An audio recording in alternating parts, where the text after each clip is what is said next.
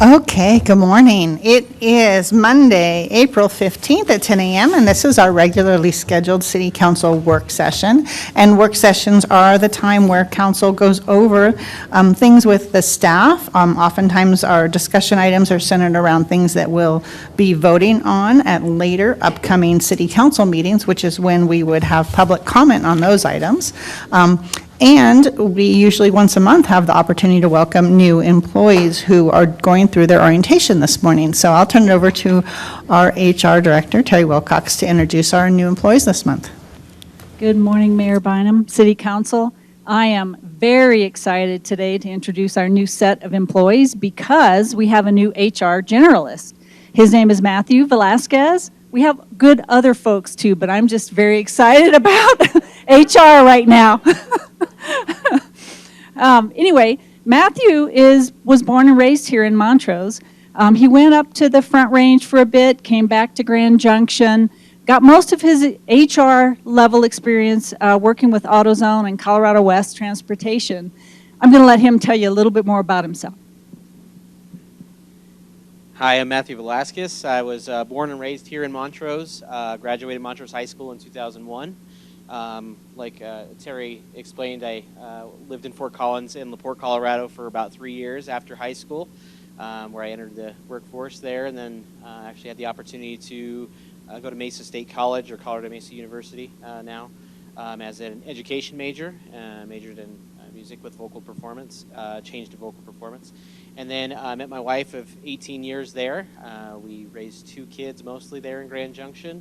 And then in 2017, we moved back here to Montrose again to finish raising the kids off here. And we've been here since then, and just really happy to be here with the city of Montrose. Just really proud of that opportunity.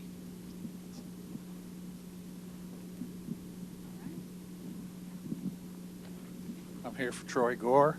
He's 20-some years in water experience. He grew up, raised right here in Montrose, and what's your town down south? Ridgeway, Colorado. So he joined our team 2 years ago as a seasonal, and he just couldn't stop helping. And when that position became available, he signed up, and we signed him up. So take it away, Troy. Hi, my name's Troy Gore. I think some of you guys probably know me. Scott does. Dave does. Dave does also. So, grew up in Ridgeway, Colorado. Was born in Greeley, Colorado. Lived various places in Colorado all my life and stuff. Finally landed in Montrose in about 1972, and been here ever since. So, worked for Tri-County Water for 42 years, and started in 1979, and left in 2021. So kind of semi-retired, needed something to do, so I went to the golf course to dig around and go have some fun, just stay active and give Don some help. That's what he needed. So some of you guys might know my wife, Leslie Gore. So, but I went to school with Dave, worked with Scott quite a bit, and I know Dave through my wife, so in real estate business stuff. But that pretty much tells you about me. I think you guys know what I've been, so yeah. Thank you. And the final super employee, we're super excited to welcome Logan to the team. Our merry band of misfits gets another person. Logan comes to us with a lot of experience with customer support, and really looking forward to utilizing his warehousing and inventory background to help us kind of sort out all of the parts and pieces. So I guess it was 2 weeks ago, he contacted one of the guys on the team and said, hey, what can I start studying and training? So we got him logged into, and he's already working on certifications and stuff before he's even part of the employee. You didn't hear that, HR. So anyway, super anxious to get him going, and he's a go-getter, so I don't know, welcome Logan to the team. My name is Logan Tussey. I grew up in Louisville, Colorado, which is about 15 minutes from Boulder. Went to CSU and graduated in 2011. And kind of bounced around the Front Range a bit, and thankfully found my way here as of 2021. And Love it here. I was working at Mayfly as the warehouse manager for the last 3 years, and I'm super excited to be here. So, thank you. Thank you. Thanks, and I think you guys are going to go back and keep doing some more employee training. So thanks for joining us this morning. We've got 2 discussion items for a work session this morning. The first is the Woodgate East Oak Grove Roundabout Southern Right-of-Way Cleanup. Scott Murphy, what are we cleaning up? Thank you, Mayor. So I'll project here, Greg, if you got the magic button.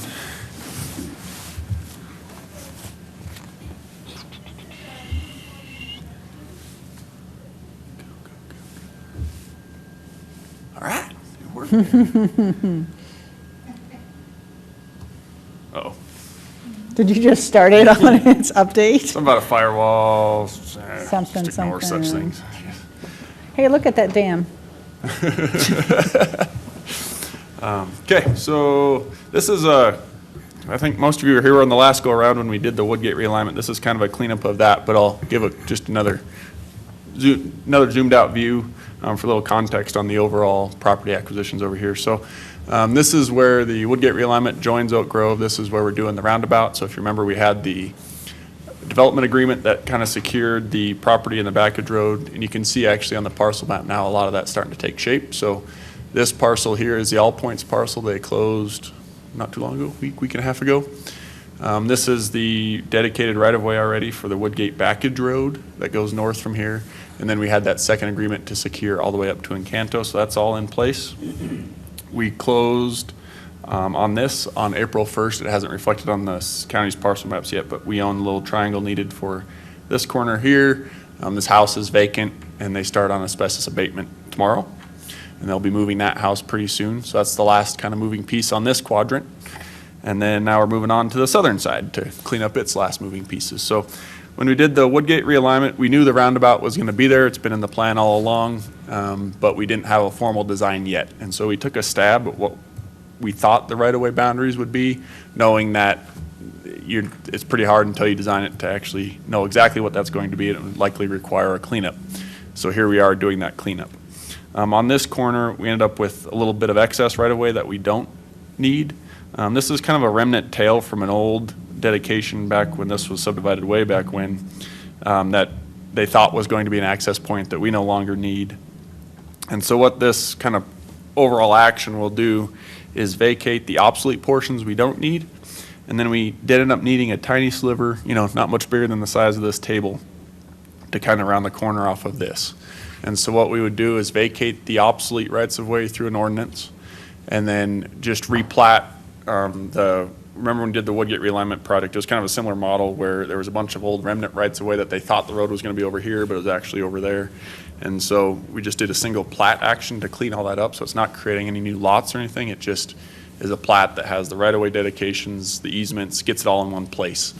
So the poor title people don't have to go to 20 places to try and piece together the property's history. And that makes it easier to develop, when someone does come to actually develop, they know what they're getting. And it's all right there. So better for everybody that way. So there's an MOA that creates a framework to do this. The 2 vacations are shown with the aerial here, just so you can kind of see. So this is one of the pieces we no longer need. This is on the southwest corner. This other one is that southeastern corner. And then that all gets replaced by this division of property, which is essentially just an amendment to the one that was already approved that we did for the Woodgate realignment project. All of that kind of gets held, and then we sign and have a closing party. Essentially, no money is changing hands because it's essentially just vacating one and taking the other. But we do have to kind of be careful about when we close, make all the taxes work, record everything in a certain sequence, because we have to do the ordinances before you can, so they can then sign the plat to then dedicate the other pieces. And, so all those things kind of work out through the MOA to create that framework when we work with the title companies. But you can see the small little piece of dedication here is just this little triangle, 509 square feet. So nothing huge, but just a small cleanup. And we're grateful, the same owner that we worked with on the Woodgate realignment project. The property's for sale now, but in this interim, they're great to work with, happy to kind of help us clean all this up for them and for us. And that'll be the last piece needed to then, we're at 95% on the Woodgate plan, so we're working on finalizing those as well to then go to bid this fall for the project. So. Great. It's nice that we can clean that up with that owner and it hasn't sold. Yeah, it's great. Just because you've worked with them and. Yep. Yeah, it's great. You know, had great relationship working with them on the last one. It was kind of an easy deal. Their lawyer, we've been working primarily with their attorney out of Telluride, and they've been excellent to work with. And the house on the corner there, is it going to be able to remain there? Is it just going to be really close to the roundabout? What's the? So the city's house on the southeast corner will remain. The one on the northwest corner, the one Right. that we're abating, will get I'm sorry, moved. yeah, I meant the blue house that we bought when we knew we were going to end up with a roundabout and it was for sale. And we didn't want Yes. some for first-time home buyer to buy a house and then learn there was a roundabout in their front yard. Yep. That's the house I'm talking about. Yep. So that'll stay, and it's working and serving its function well. There's a small, probably a little cleanup we'll have on that as well, but that one's not really, that can happen really at any time since we own it. But Okay. and so that one probably just do after the project is complete. Are we going to have to shut down traffic on both streets? When the roundabout project comes, it'll be a full intersection closure. Yep. So we'll detour them up to Bridges Drive, East, or Pavilion will kind of be the primary first belt on the eastern side. But the new Niagara Hillcrest roundabout will be open, so. You sure know how to make people happy. So we're going to be pushing a lot of traffic back through this to San Juan. Yeah, so the shortcutting issue will rear its head likely during that, and we'll obviously do everything we can to try and mitigate that, like when we had Woodgate closed, but. How much did we already underground all the utilities there? Or did we do a lot of them, some of them?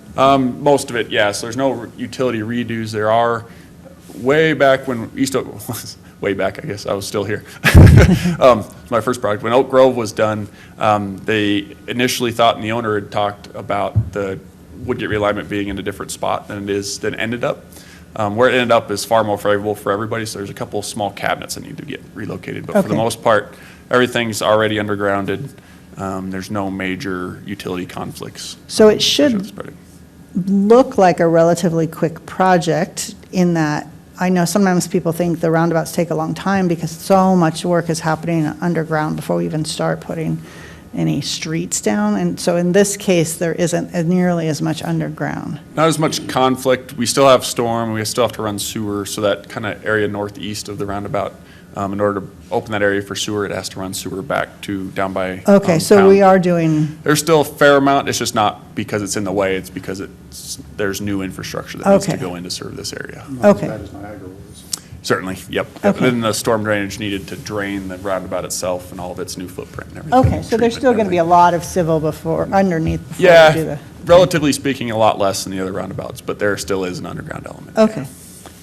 I wish people understood like why it takes so long, that we don't just clear off land and put Yeah. asphalt down, but. That day's coming, so like, Sunnyside and 6700, when that roundabout goes in, because we knew that was coming, we had the footprint. It truly is just a plop it on the ground kind of thing, so someday we'll We'll cash get in to on that that one. point where But all until- the work, all the work is done, okay. But until then, yeah. Good Cool. investment on that one. Council, any other questions or anything that you want to know about this item before you vote on it at the next, not tomorrow, but the following? And we'll probably have is the first reading of the ordinance and the MOA at the next meeting, and then the second reading of the ordinance and the plat will be on the on the 2 meetings. So we'll have 2 more meetings on this one because it's an Great. ordinance. And it's 3 weeks away. Okay. Thank you very much. Thank you. Next is the Planning Commission appointment, and I'll turn it over to our Deputy City Manager, Ann Morgenthaler. Good morning, City Council. Usually, our Community Development Director, Jace Hockwalt, would present this item to you, but he and Will are at the American Planning Association Conference right now, catching up on all of the newest trends in planning, so I'm happy to fill in his place. Jan Chastain, who's been a member of our Planning Commission longer than I've been with the City of Montrose, resigned on April 5th. And I'm here today to let you know that and also propose that council consider appointing Ron Cairns to be a regular voting member in her place. Ron was appointed by you on July 5th, 2022 as an alternate member. And he's been serving as an alternate Planning Commission member since then, attending regular meetings and voting here and there when he's needed to, when there's an absence on Planning Commission.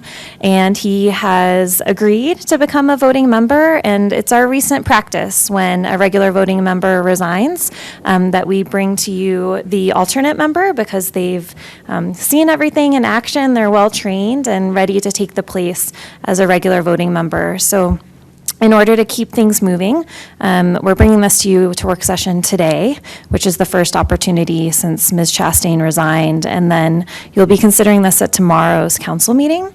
If you appoint Mr. Cairns, then we would have an opening for the alternate member, and we'd advertise for that to the public and get someone else to join as an alternate member on our planning commission and participate and get trained in the event someone else resigns in the future.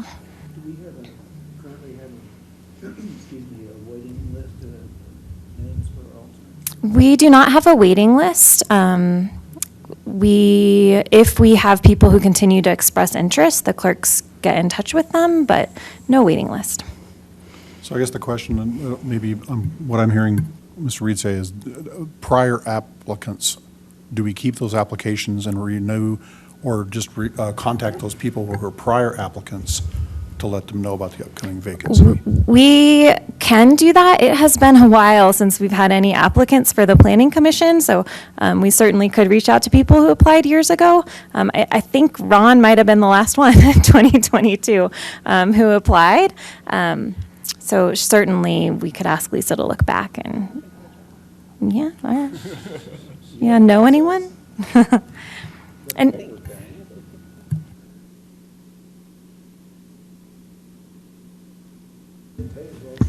Thank you. Any other questions, Council, about Planning Commission? I think that's a great procedure to automatically move alternates in and then look for folks. Yeah, that makes a lot of sense. Okay. Those are the only two discussion items this morning. Are there any general City Council discussion, any items that someone wanted to bring forward? Comment. Okay. Make sure you do it into a mic that's on. That was the last opportunity you had to tell me this. Oh, just you wait.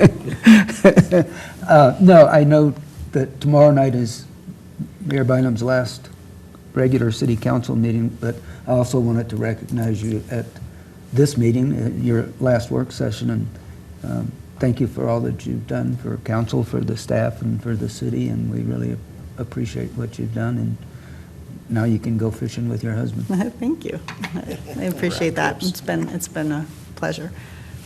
I have a long list of stuff to talk to you guys about, but I'll save it for public comment next month. No, I'm kidding. I'll give you the full 3 minutes. Yeah. No, I appreciate it. Thanks, you guys. Anything else for council discussion? Okay. How about staff? There's an opening maybe on planning commission. Yeah, right? Yeah.